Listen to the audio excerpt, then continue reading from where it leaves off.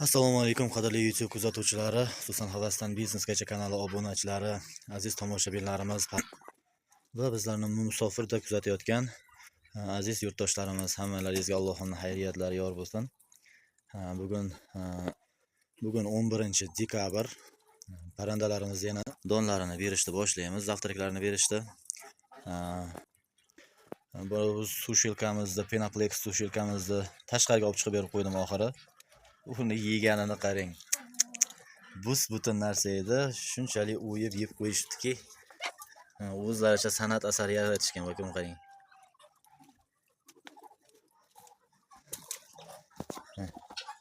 Shuncha narsani teshishgan, shuncha narsani o'yib tashlashgan, lekin tagida qarang, birorta Penaplex bo'liya ko'rmaysiz. Hammasini yeb qo'yishibdi. Ya'ni aytmoqchi bo'lganim, bularga kalsiy kerak bo'ladi. Oldingi videomda ham aytdim. O'sha Penaplex emas, Penoplastani yoki oqini olib kelib tashlab qo'yinglar. Ko'p musorlarda yotadi, u yoq bu yoqlarda ko'p chiqindi bo'lib yotadi. O'shandan foydali maqsadda foydalansanglar bo'ladi. Ya'ni parrandalaringizga olib kelib tashlab qo'ysanglar, o'shani yeb, bular o'ziga oziq qilib oladi. Ovqatlariga ham ancha ekonom bo'ladi o'sha ham. Endi utkalarimizni ovqatlarini solib qo'ydik. Endi utkalar borasida ko'pchilik savol berishadi. Endi hamma videolarimni ular ko'rishmayapti. Videolarimni ko'pida aytib o'tyapman. Bularni ma'lumotlarni to'liq berishga harakat qilyapman. Necha oylikdan bular tuxumga kiradi, makonlari, xo'rozlari necha oylikdan ishlashni boshlaydi. Hammada har xil bo'ladi. Men o'rtacha hisobda aytaman. Ikkalasi ham o'rtacha hisobda 8 oylikda ishlashni boshlaydi, tuxum tug'ishni boshlaydi. Misol uchun mayda ochib chiqqan endi utkangiz bo'lsa ham martda tuxumga kiradi yoki fevralda oxiri, martda boshlari mana shunaqa paytlarda tuxumga kiradi. Yoki mayda emas, iyun yoki iyulda даже ochib chiqqanlari ham o'sha martda tuxumga kiradi, xudo xolasa. Endi u ham baribir boqishingizga bog'liq, sharoitiga qaraydi. Xo'rozlari ham xuddi shunaqa. O'rtacha 8 oylikdan ishlashni boshlaydi bular. Kimdadir sal ertaroq bo'lib qolishi ham mumkin, kimdadir bundan sal kechikishi ham mumkin, lekin o'rtacha hisobda aytyapman, 8 oylikda ishlashni boshlaydi. Baliq atxotlari olib kelib bering deb maslahat bergan obunachilarimiz bo'ldi. Men obunachilarimizning hammasidan xursandman. Meni kanalimda obunachi unchalik ko'p bo'lmasligi mumkin, lekin hammasi menga do'st obunachilar. Men hammalarini hurmat qilaman, yaxshi ko'raman. Qo'llaridan kelgancha menga maslahatlar berishyapti. Duodan to'xtashgani yo'q. Balki sizlarning duolaringiz bilan shunchalik bo'layotgandir ishimiz. Hammalaringizdan Alloh rozi bo'lsin. Shu maslahatlardan biri baliq atxotlari olib kelib pishirib bering. Menda baliq atxoti olib kelishga to'g'risi vaqtim bo'lmayapti. Chunki menga uzoq. Men baliq atxotlarini mol bozorimizdan borib olib kelishim kerak. Menga anchagina uzoq masofa. Texnikam yo'q. Shuning uchun olib kela olmayapman. Boshida 1-2 olib keldim. Velosiped bilan borib kelardim. 1-2 texnika bilan ham borib keldim. Ko'pincha o'sha kunlarga, imni bozor kuniga menga ish bo'lib qolyapti, ishga chiqib ketib qolyapman, bora olmayapman. Boshqa baliqxonalarda anolardan gaplashganim yo'qman, gaplashib ko'rishim kerak. Baribir har hammasiga ham texnika kerak bo'ladi, texnika bilan olib kelish kerak. Hozir esa yog'ingarchilik bo'lib qolishidan cho'chib, faqat kataklarimizni tezroq bitkazib olishga harakat qilyapmiz. Shunga hatto ishga ham chiqa olmayapmiz, chaqirishyapti, ishlarga bora olmayapmiz. Borishimiz kerak, bularning donlari o'zidan o'zi kelayotgani yo'q. Bug'doylar qimmat bo'lib ketgan. Shuning uchun imkon qadar tezroq bitkazishga harakat qilyapmiz. Lekin baribir vaqt ko'p ketyapti. Ya'ni bitta o'sha begunoklarimni kataygani bitkazishimga 3 kun vaqtim ketdi. Endi hozir agidellarni katagiga o'tdik. Ularni ham bitkazib olsak, xudo xolasa shu bilan sal ko'nglimiz xotirjam bo'ladi. Yog'ingarchilikka qolsa ham qurinib olishiga joyi bo'ladi, xudo xolasa. Videoga olish, YouTube'ga video qo'yish jarayonlari ham bu ham anchagina vaqt oladi. Kimdir o'ylaydi, shunday videoga olyapti, shunday zagruzka qilib qo'yapti, YouTube'ga tashlab qo'yapti. Unaqa emas, aziz obunachilar. Videoga olish va video qo'yish jarayoni kamida 1,5-2 soat vaqtni oladi. Faqat hech nimaga chalg'imasdan shu ish bilan shug'ullansangiz, juda anchagina vaqt olib qo'yadi shu ham. Ba'zida shunday vaziyatlar ham bo'ldi, shunday vaqtlar ham bo'ldi.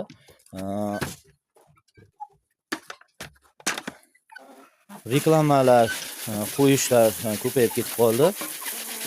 Men o'zi ulgurmayverdim ishlarimga, reklamalar chiqarib berishlarga ulgurmayverdim. Ba'zilardan pul berishini so'raganlarim ham bo'ldi, yoshirmayman. Chunki ikkinchi, uchinchi marta reklama qo'yishlarni уже pul so'rashimga ham to'g'ri keldi. Chunki ulgurmayapman, vaqtim yo'q, ishdan qolib ketyapman. Shuning uchun so'raganimda esa g'oyib bo'lib qolaverishdi. Ana aka yozaman, mana aka xo'p deb. Yo'q bo'lib qolganlar ko'p bo'ldi. Bu bir kishi, ikki kishi emas, ko'pchilik shunday bo'ldi. Azizlar, men qimmat narx qo'yib yubordim. Bunday xijolatli bo'ldimda o'zim yana o'ylab ko'rdimda. Sotadigan parandangizni boshiga hisoblasangiz 1000 so'mdan pul tushadi-da.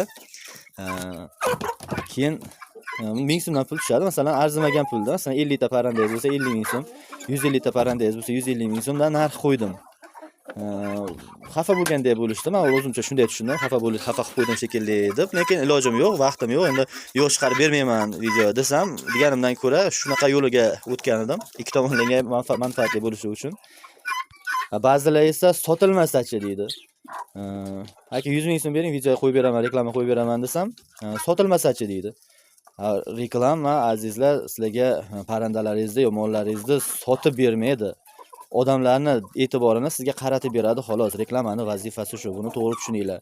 Sotib berishni bo'ynimizga olmaymiz. Hech kim ham shu reklamachilar hech qaysi biri sizga sotib berishni bo'yniga olmaydi. Ya'ni odamlarning e'tiborini sizga qaratib beriladi, siz sotasiz. Sizga qo'ng'iroq qilishadi, sizga aloqaga chiqishadi. Sotuvi endi o'zingizdan, unga hech kim hech nima deya olmaydi. Mana shunaqa gaplar. Endi bu reklama borasida bu o'zi bo'lmaydi demoqchiman. Ya'ni to'g'ri tushuninglar. Bitta reklama chiqarish uchun ham anchagina vaqtingizni sarflab qo'yasiz, o'tirasiz, kommentariyalarga, hatto videoga nomerlaringizni qo'yib qo'yishingizga qaramasdan yana kommentariyalarda nomer so'rashadi. Bee'tibor qoldirsak ham bo'ladi, lekin bu odamgarchilikka to'g'ri kelmaydi. Yana yozamiz, videoga nomer yozilgan, aloqaga chiqing. Yo bir ma'lumot so'rashadi, ma'lumotlar beramiz. Og'rinmayman bu narsalardan, prosta vaqt yetmaydi, ulgurmaymiz. Shuning uchun ko'ngillaringizga olmanglar bizani ba'zi bir nuqsonlarimizni. Biz ham sizlarga o'xshagan oddiy odammiz. Imkoniyatlarimiz ya'ni chegaralangan.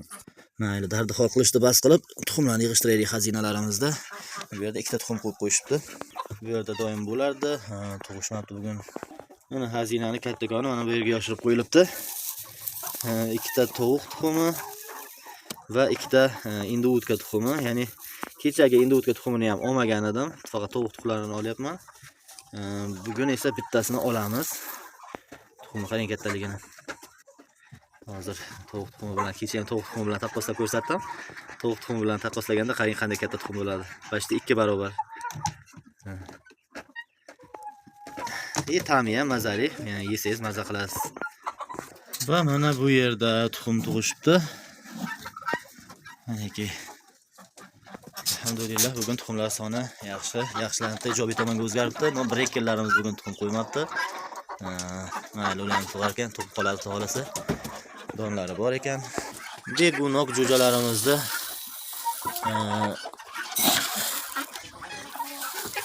oddiy bug'doyga o'tkazdik, ya'ni birovlar ovqat qo'shib ham bermayapmiz.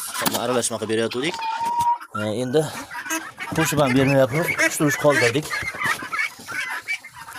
Endi 2 oylik bo'lib qolishi bilan bemalol o'zlari bug'doyni bemalol yey olishadi. Sotuvini so'rashyapti. Ya'ni indiyskiy begunoqlaringizni sotasizmi? Begunoq jo'jalardan sotasizmi? Xullas, sotuvda aziz tomoshabinlar, menda hozir parranda qolmagan. Biz hozir sotmayapmiz parrandalarni. Bizga hammasi bazaga yig'ilib qoldi. Endi xudo xolasa bahorda bularning jo'jalarini chiqaramiz inshaalloh. Yana qornlari och, g'aqillashib.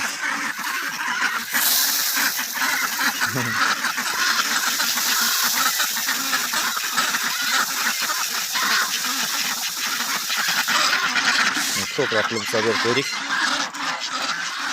Kechqurungi ovqatni menda qolib ketyapti. Shuning uchun menimcha ovqat berishmayapti kechqurun. O'zimni esa vaqtim bo'lmay qolyapti kechqurunga qarashga. Ajoyib qushlar. Qoralarimiz ham, bularning ranglari hali ham o'zgaradi. Bu qanday korичневый aralash qora bo'lib boryapti. Boshlari yashil ko'rinib, juda bir chiroyli. Hammasi xo'rozda qoralar asosan. Bitta makonimizda qora. Kelasi yil xudo xolasa shularning jo'jalaridan chiqadi inshaalloh. G'ozlarimiz, agidellarimiz bugun ertalabdan qo'yib yuborilgan. Bular yuribdi.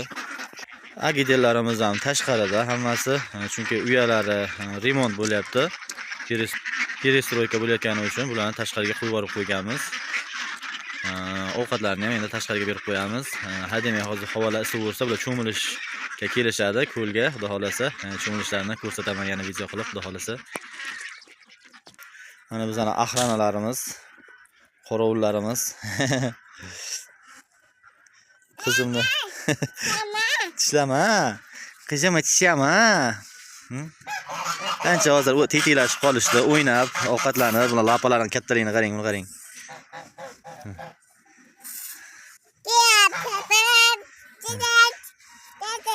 Mana shu ikkinchi olib kelganimiz ancha yirikroqmi deyman, birinchi olib kelganimizga nisbatan. O'zgarishlari ham yaxshi. Oyoqlari qalin, do'lpongina bo'lgan. Xudo xolasa bizani fermamizda qorovullari bo'lib berishadi. Alloh nasib qilgan bo'lsa. Bularni o'ynashini qarang. Pushistilar. Ular bir cho'miltirishimiz kerak. Hali havola ham sovib qoldi, bilmasam nima qilsam. Pechkani oldiga qo'yib yuboramizmi, bularni bir cho'miltirishimiz kerak bo'lsa. Agidel o'rdaklarimizni uyalarini buzib tashladik.